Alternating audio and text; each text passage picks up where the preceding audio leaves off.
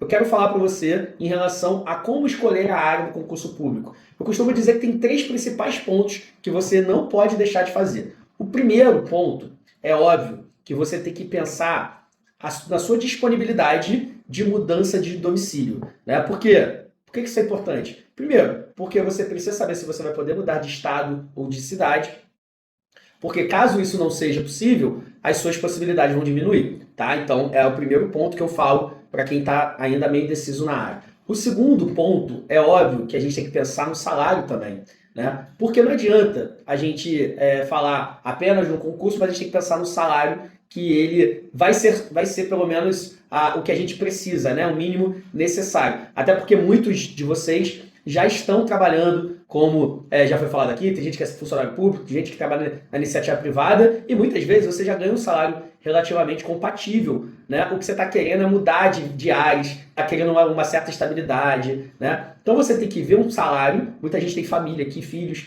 tem que ter um salário compatível com a tua realidade, né? Feita essa decisão em relação ao salário, você já vai cortar muitos concursos. Então, por exemplo, se para você um salário a partir de R$ 5.000 já é suficiente, óbvio que aumenta as possibilidades.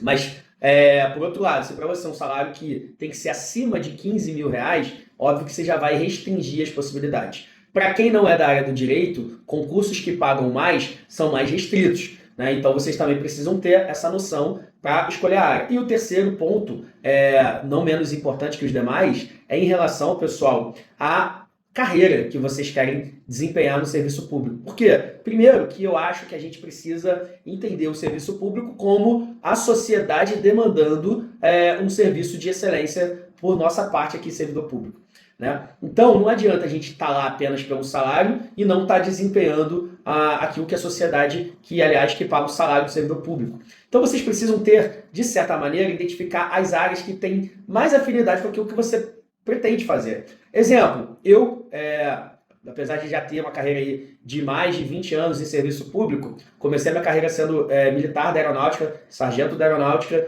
fiquei 4 anos lá, eu era estável, cresceria na carreira, poderia me aposentar na aeronáutica, mas eu vi que aquela realidade não era para mim. E desde então eu nunca quis fazer concursos da área policial. Eu não quis, porque eu via que não era aquele tipo de atividade. Então vocês precisam ver também se tem algo que não tem, que vocês não vão gostar de desempenhar. E óbvio que aí buscando as várias possibilidades de carreiras para tentar identificar qual que melhor se encaixa nesses quesitos. Então, essas 3, do meu ponto de vista, dicas são muito importantes para vocês conseguirem já definir a área.